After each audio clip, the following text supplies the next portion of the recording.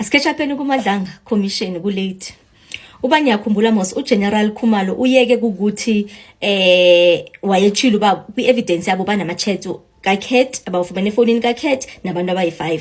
So awokuqala bokunguKat noBrown Mokgotsi uyeke seke wagqibile wona. Owesibini nguGeneral Sinona oyi-head yama-Hawks. Ebuhlungu into kaGeneral Sinona ngoba ize ifake nonyana wakhe ngaphakathi. Hey, abazali bangasifaka nje manyalini.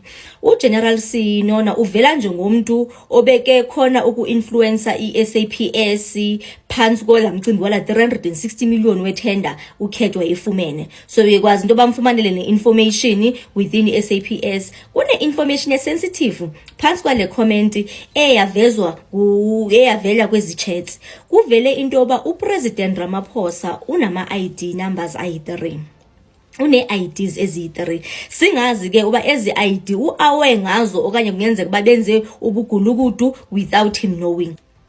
Kube khona nokuthi imicimbi oba bebethengelana izindlu, ungathi uKat uthengele unyana kaGeneral Sinona indlu, i-apartment ezibananzo niyibona, asithethe ngemadlana ezincinci ke niyabona nanapho sithetha ama-millions.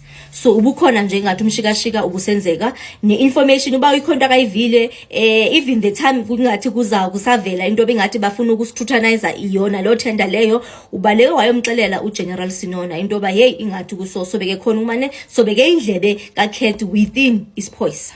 Siphume kuGeneral Sinona. Wesithathu nguSolomon Karim oyi-treasury ye-ANC. Uvela naye engumuntu beke influencer le tender. Baninzi abantu bebekudlala indima kule tender. As a result yena kuvele nomcimbi weshare yakhe yemali. Itraceekile ishare yemali yakhe. So uKat ebethi xa kegqiba kufumana imali ayishare naye transferele uSolomon. Sithetha ngama-millions ke apha ne. And then kukhona naku-chats apho kuvela khona apho besithi khona uMorgan usorted. Asikho sure Morgan osorted into ba nguMorgan lo wethu Morgan Mawumela okanye ngomnye uMorgan na engabe bathetha ngawo. Kodwa khona nje into evelile so ne-trace imali ya trace into ba ubeke uSolomon ebe influence iSAPS edenze ne-follow ups kuze kube khona into ethi hayi but Lord that person uthi imali ibhadelwe njena into enjengathi zinjalo abe sithi hayi ayikaveli inobe izavela after 4 days nje into engathi xa seyifikile ukwazi into ba transferele uSolomon oyi-ANC treasury yaphi yase Northwest. Sigqithe kuye kube uJulius Mkhwanazi owase EMPD kwaMaspali eKoruleni. Ngulobo kuthiwa nguye umuntu owafaka iblue lights ezimotweni zikaKat. So kuvele nama-documents ngathi ebewethetha ngemicimbi ye-benefits zikaKat akazathi azifumane phi kwaMaspala. Hey, ezwe benefits ke bebebizana ngamla nje ububona i-relationship yabo bane-relationship close. The last person nguRadafi ne uKelvin Radafi. uRadafi yi-expert analyst but lo Radafi ngathi udlale indima enkulu between uKat nezinto uKat bekethe azifune in terms of uku-influencer imedia.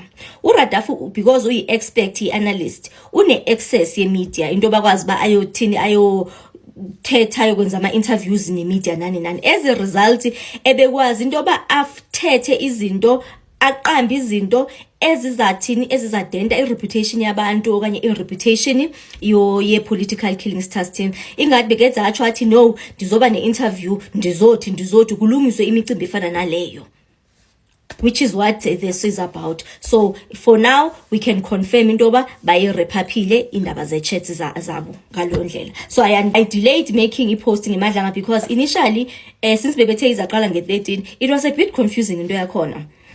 Bokuthenza wenza umzekelo ngami bokuthiwe uFez uzaba yi-witness take over uGeneral Khumalo but phansi komcimbi woba i-security kaFez mele ibe protected usithe kuzaba yi-player ezaba in between uFez neMadlanga Commission. So uFez uzathetha into iviwe ngusithe ayigqithisele kuMadlanga Commission vice versa. So bubona nje into yakhona engathi complicated as a result baze bayistopa umuntu ewa-end up eqhubeka ngezo chats ezo esixelela indaba ze-chats kuye kwaba yi-evidence leader. So umcimbi usame apho ngeMadlanga Commission.